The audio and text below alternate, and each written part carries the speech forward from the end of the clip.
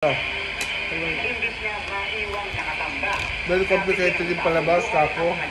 Mahirap matukol kung sinong killer. Ang dami possible. Hindi mo nararamdaman yung domestic ito. Sa'yo nakatawa. nila ngayon pang transport ng tao. Tara, let's change the game.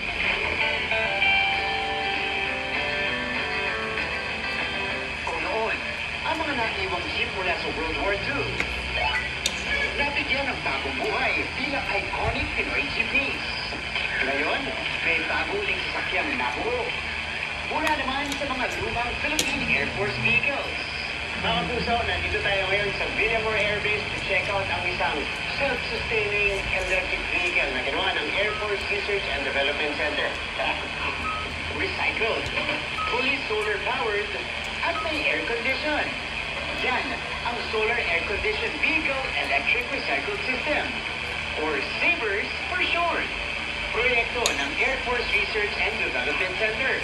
Ang ginagawa po ng Air Force Research and Development Center po ay mga proyekto na makakatulong sa self-reliance po ng Philippine Air Force, katulad po ng pang-warfighting at pang-HADR na mga proyekto.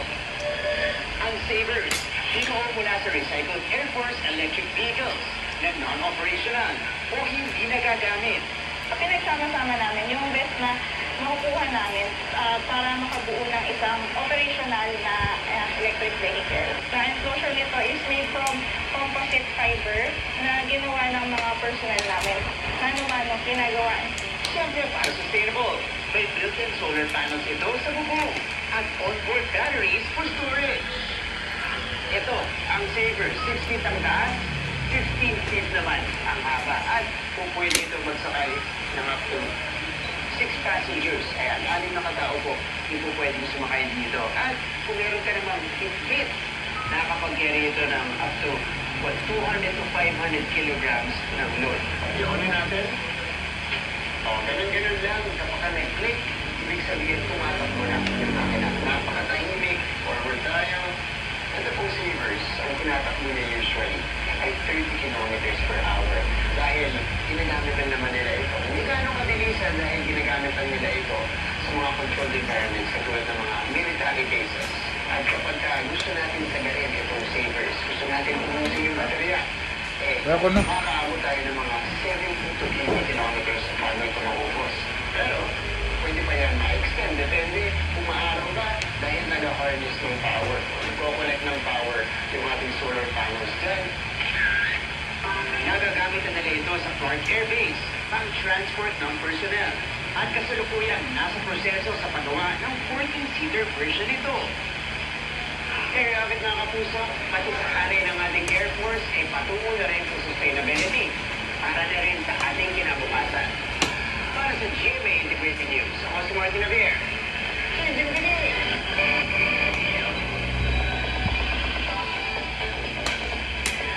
Baho na kanin nasaan? Sa kanila? Oo, ito pala. Pero di dyan nagtatapos ang issue na nag-start ang gusto sanang mag-produce ng kantasyon sa sarili Grabe naman itong nipos ng manok. Liit. Oh, manok ulit na tira.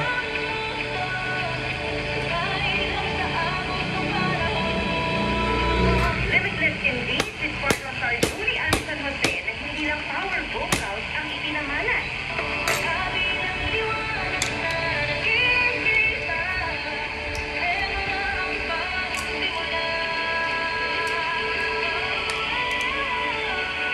Sa kanyang unang self-produced single na Simula. Suwabing moves at swag din kasi ang pinakita ni Julie sa dance break ng kanta. May mga kumasa na nga sa dance choreo sa TikTok. Kabilang ang boyfriend niya si Raver Cruz at kapatid na si Rojun. Kasama pa nila ang couple na sina Miguel San Felix at Isabel Ortega. Di rin nagpahuli ang Sparkle Campus Cuties at ang P-pop girl group ng Sparkle na Lollipop. Kwento ni Julie, during the height of the pandemic pa niya sinimulan ang pagbuo ng lyrics ng kanta. Naging matagal ang proseso songs, pero ang pinakamahirap sa pag-produce ng sariling song, Right timing lang talaga ang kailangan. Hindi yung process, parang talagang na Pwede madiin si Bea doon eh. Kasi sa kanya yung kotse na itim. Kasi sinapul niya yung kapatid niya. So, ngayong papalapit ang Pasko. panay pasok siya lagi sa kwarto bago talagang may ginawa siya talaga kay George eh. Sa pagsusulat ng mga kanta, na Panay kanya pasok. Matay ba si George? in a way, Buhay! it comes in Masamanda mo. parang Bakit? Pero na-frame up si Bea dahil yung kotse, sa ano, sa nakita ng nanay niya na same plate number yung kotse na pinag-anuhan doon sa aksidente ni George. naisip akong tono, may isip akong Baka pwedeng si Bea, pwedeng may gumamit ng kotse na para ma-frame up siya. Ang dami, please, mahirap. Kasi 72 episode pa yun eh. Marami pang possible suspects, hindi lang isa. Hindi mapupunta sa isa. Sa ending malalaman sa last 2 episodes sino pumatay kay Basil, sino pumatay kay Paco. fun fact. I got a call sick that time nung nasa Saigon. Magulong pamilya. Same time yun nung ginawa ni Ate Shin, gathering ko yung nasa Saigon. Pero Paano? Pinanghahawakan ng Palacios, ginto kasi. as in, sobrang Ginto. nagpapagod talaga ako. If ever like given Kaya a chance. nagkaagawan sila ng ating na Imperial updated. mana. What's happening? Tapos yung anak ni Gustavo, no? Mukhang pera. Nagsisecure lang. Sigurado nang patayin si Jones.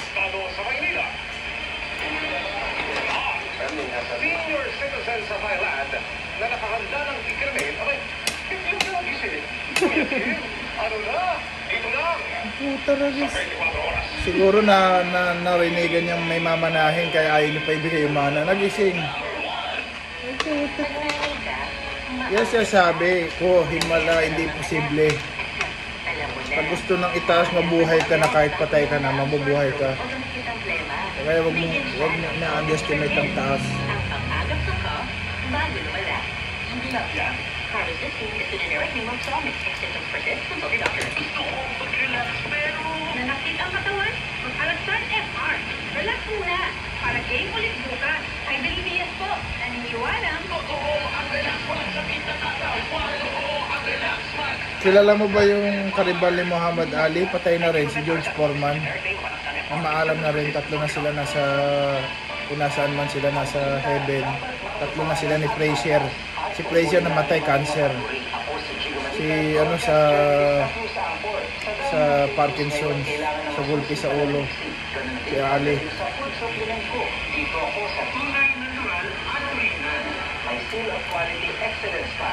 Sa MX Capsule, dito ako bili. Mahalagang paalala, ang NX3 capsule ay hindi gamot at hindi dapat gamitin paggamot sa anumang uri ng sakit. Liver Prime ang try na try update. Kung ikaw ay overweight, mataas ang kolesterol, o may diabetes, baka may fatty liver ka na. Iwasan ang fatty liver disease. Magpantay na tayo. Isang paalala mula sa Liver Prime. At hanggang tuloy lang yan. Mahalagang paalala, ang Natural Solutions Liver Prime ay hindi gamot at hindi dapat gamitin panggamot sa anumang uri ng sakit. Magbantay-atay. Isang paalala mula sa Liver Prime. Idol, may sakit kaya ng malupit. I got this, Rocky. Ako'y nabina, puno ko'y sumakit. Sakit na katawan na may latas. Sabay-sabay man ang mga agpuan. Hurt na loob mo, si ang ating idol. Mas bilis ba na sa apat? Master Brothers Paracetamol in a fast of 30 minutes. At hanggang tuloy lang yan. Paracetamol caffeine is generic name of Retinol Forte. If symptoms persist, consult your doctor. Tanggap tayo ng report mula kay Ninfa Ravelo Ninfa. Ay, anak ko. Sinabi ni Senator Wala Sherwin tayo kita eh, Villarreal na bumabanat ka pa. may nakakita na Eh? tumawag sa kanya dahil nag-alala Ayaw, bumabanat. Baka kabanat ka, hindi ka bumabanat ito. Iwan na natin ang kapal dalawa. Wala na may dalawa para sa ating pagkain. Ilan ang iwanan dito?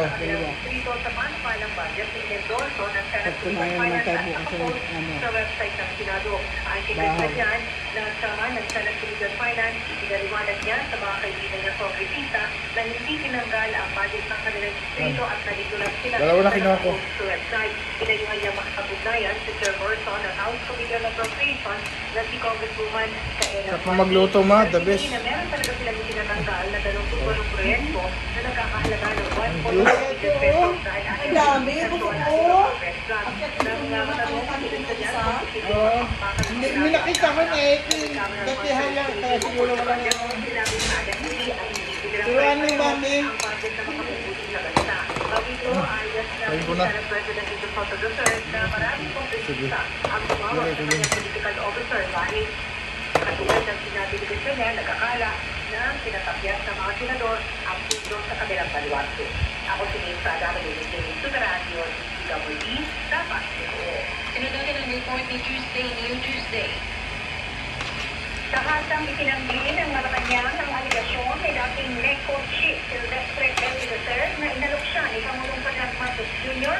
para tumakbo sa Tapos ka na sa suka. Gupi ko na. Nakalit na 1 bilyon Oh. dito. Sa first briefing Tapos sa ka na? Malacanang, sinabi ni Palace Press Officer at Presidential Communications Office under Secretary Attorney Claire Castro na kahit man niyang tinanong ang Pangulo, hindi dito. Ang naging sagutan niya ng Pangulo ay hindi ito totoo o it's a lie.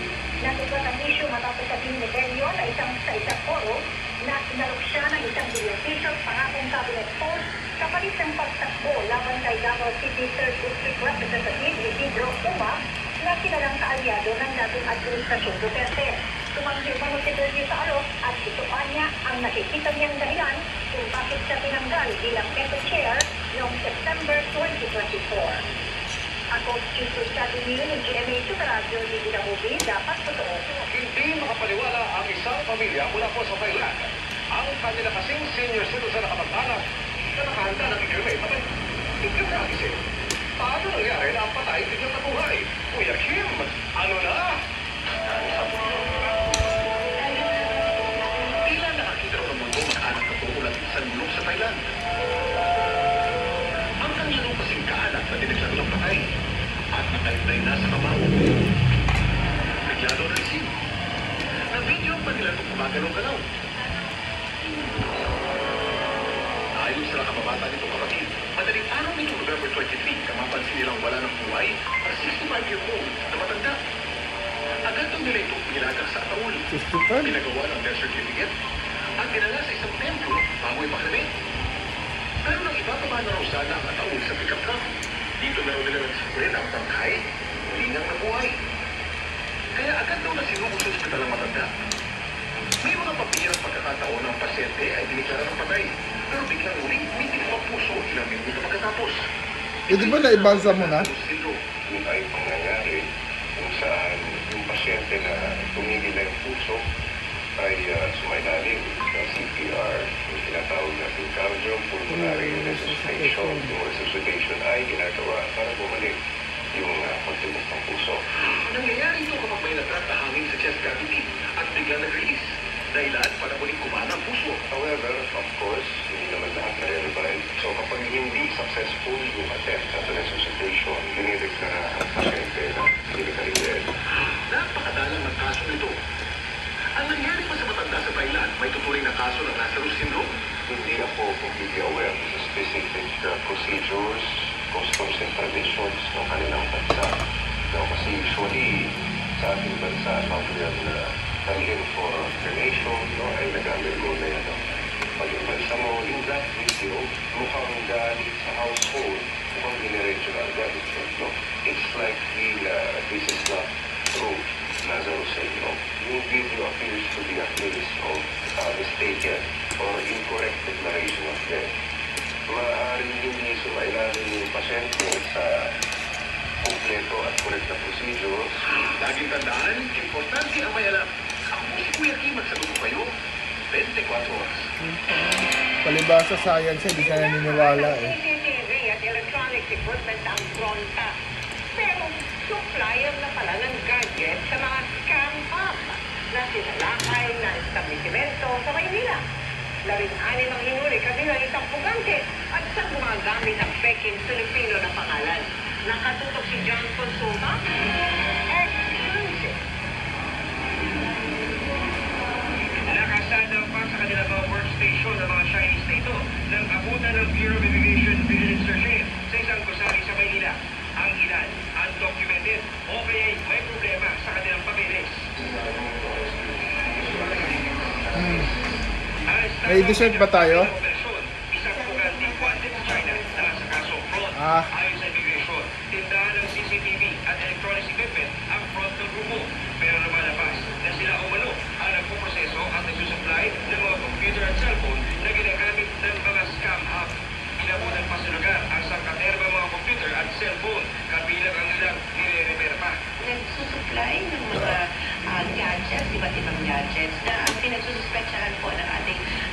operatiba ay maaaring ginagamit doon sa mga scam hubs kung saan involved ang mga foreign nationals. Meron po siyang kaso sa China na embezzlement. So may mga niloko po siya, mukhang isa itong economic crime. At ginawa po niya ay parang sinaipon ang pera na na-embezzle niya doon sa kanyang mga credit card. Pero isang Chinese national, biglang nagtaas ng boses nang tangkayang i-verify ng PI ang kanyang itinisitang LTO license sa reading.